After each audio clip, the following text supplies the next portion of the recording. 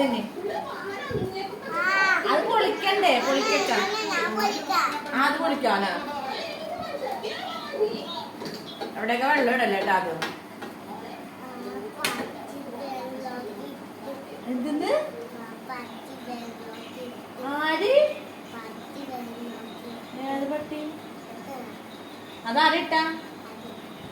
എന്റെ ചെറുക്കൻ പൊളിക്കണ്ടേ? ഹലോ, അപ്പോ ഇന്നത്തെ വീഡിയോയിലോട്ട് എല്ലാവർക്കും സ്വാഗതം.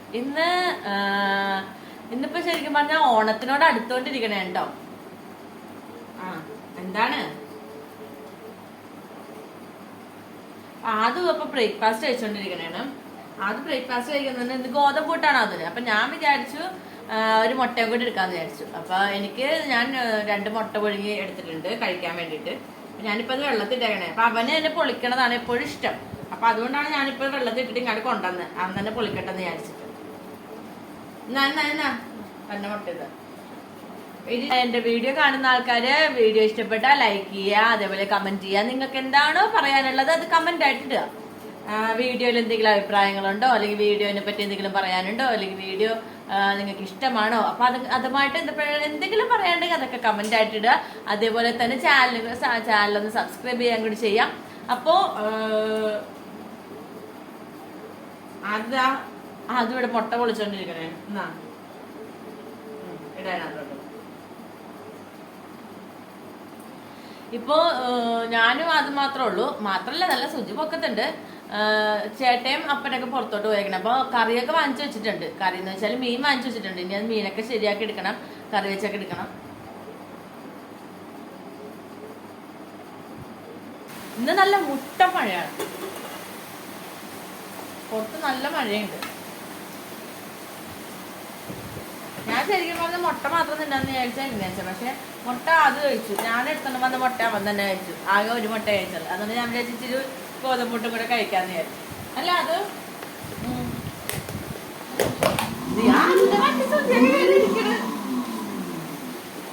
സുജയൊക്കെ ഓടിക്കട്ടെ അല്ലേ? എന്താടാ സുജയൊക്കെ ഓടിക്കട്ടെ അല്ലേ?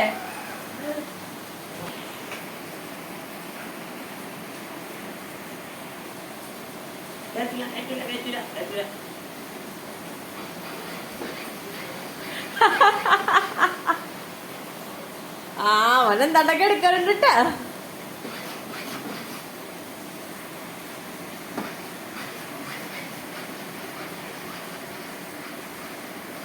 ദൈവമേ, അതിന്റെ വണ്ടി പോയല്ലോ. അതിന് എന്ത് ചെയ്യും? അത്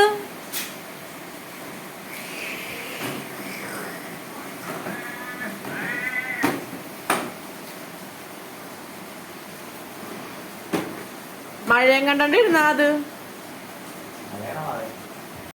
കുറച്ചു നേരം കഴിഞ്ഞപ്പോഴേക്കും ചേട്ടയും അപ്പച്ചനും കൂടി വന്നിട്ടു. അവർ പുറത്ത് പോയേക്കുമായിരുന്നു. അപ്പോൾ നല്ല മഴയായിരുന്നു ആ സമയത്ത്. അപ്പോൾ അതുകൊണ്ട് തന്നെ അവർ വന്നപ്പോഴേ റെയിൻകോട്ടൊക്കെ ഇട്ട് അത്യാവശ്യം നല്ലോണം നനഞ്ഞിട്ടുണ്ടായിരുന്നു. അപ്പൻ്റെ ജീൻസൊക്കെ ആണെങ്കിൽ നനഞ്ഞിട്ടുണ്ടായിരുന്നു. കാരണം ചേട്ടൻ ഓൾറെഡി പാൻറ്റും കോട്ടും ആയിട്ടുള്ള റെയിൻകോട്ടായിരുന്നു. പക്ഷേ അപ്പൻ്റെ എന്ന് പറഞ്ഞു കഴിഞ്ഞാൽ മേളിലുള്ളത് മാത്രമേ ഉണ്ടായുള്ളൂ, താഴത്തെ പാൻറ് ഉണ്ടായില്ല, റെയിൻകോട്ടിൻ്റെ പാൻറ് ഉണ്ടായില്ല. അപ്പോൾ അതുകൊണ്ട് തന്നെ അപ്പൻ്റെ ജീൻസൊക്കെ അത്യാവശ്യം നനഞ്ഞിട്ടുണ്ടായിരുന്നു. അതൊക്കെ കഴിഞ്ഞ് പിന്നെ അവർക്കപ്പോൾ ചേട്ടപ്പോൾ തന്നെ പറഞ്ഞു, എടോ ഒന്നും എന്തായാലും തണുപ്പല്ലേ, ഇതാണ് ഒരു ചായ ഉണ്ടാക്കുന്നത്. അങ്ങനെ പിന്നെ പോയി പാൽച്ചായ ഉണ്ടാക്കി.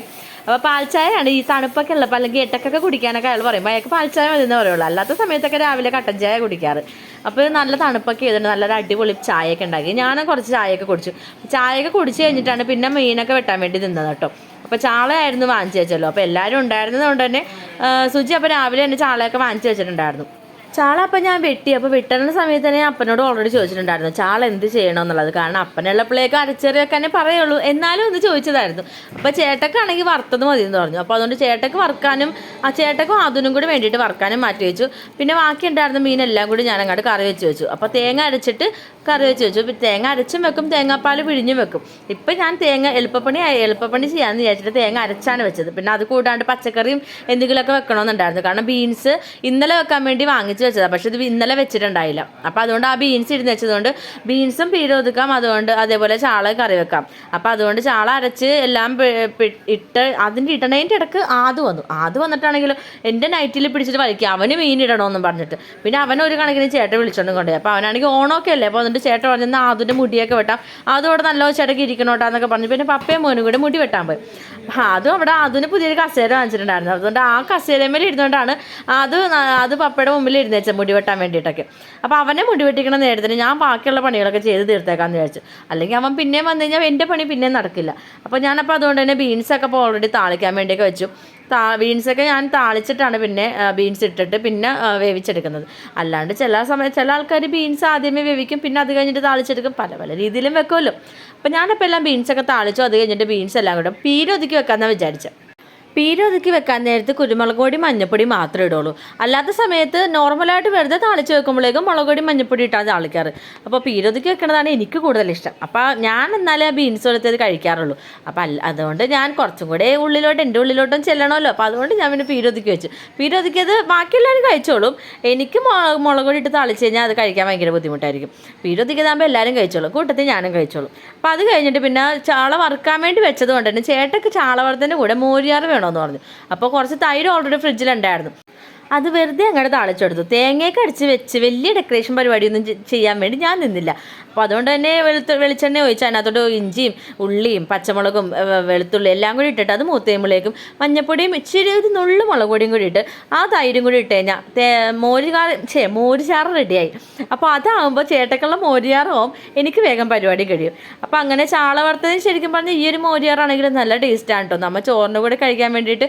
അതുകൊണ്ട് തന്നെ ചേട്ട സാധാരണ കഴിക്കുന്നതിനേക്കാളും ചേട്ടക്ക് നല്ല കറി ഇഷ്ടപ്പെട്ട കറികളൊക്കെ ഉണ്ടെങ്കിൽ ചേട്ടൻ കുറച്ചും കൂടി ചോറ് ഇച്ചിരി കൂടി കൂടുതലുണ്ട്. അങ്ങനെ മോരുകാറിൻ്റെ പരിപാടിയും കഴിഞ്ഞു, ബീൻസിൻ്റെ പരിപാടിയും കഴിഞ്ഞു, പിന്നെ അതേപോലെ ചാളയുടെ പരിപാടിയും കഴിഞ്ഞു. അപ്പോൾ അതുകൊണ്ട് തന്നെ എൻ്റെ ഉച്ചക്കത്തെ ലഞ്ചിൻ്റെ കാര്യങ്ങളെല്ലാം തന്നെ കഴിഞ്ഞു. അപ്പോൾ ലഞ്ചിൻ്റെ പരിപാടി കഴിഞ്ഞ് കഴിഞ്ഞപ്പോഴേക്കും പിന്നെ എനിക്കാണെങ്കിൽ വീഡിയോ എഡിറ്റ് ചെയ്യാനുണ്ടായിരുന്നു. അപ്പോൾ വീഡിയോ ആണെങ്കിൽ ഓരോ ദിവസവും ഡെയിലി വ്ളോഗ്സ് ഞാൻ ഇടുന്നത് കൊണ്ട് തന്നെ എല്ലാ ദിവസവും വീഡിയോ ഉണ്ടാവും എഡിറ്റ് ചെയ്യാനായിട്ട്. അപ്പോൾ അതിൻ്റെ മുടിവെട്ടൽ എന്തോരായെന്ന് അറിയാൻ വേണ്ടി പോയി നോക്കിയായിരുന്നു. അപ്പോൾ പപ്പയാണെങ്കിൽ അത്യാവശ്യം നല്ല രീതിയിൽ ഇങ്ങനെ വെട്ടിക്കൊണ്ടിരിക്കുന്നുണ്ട്.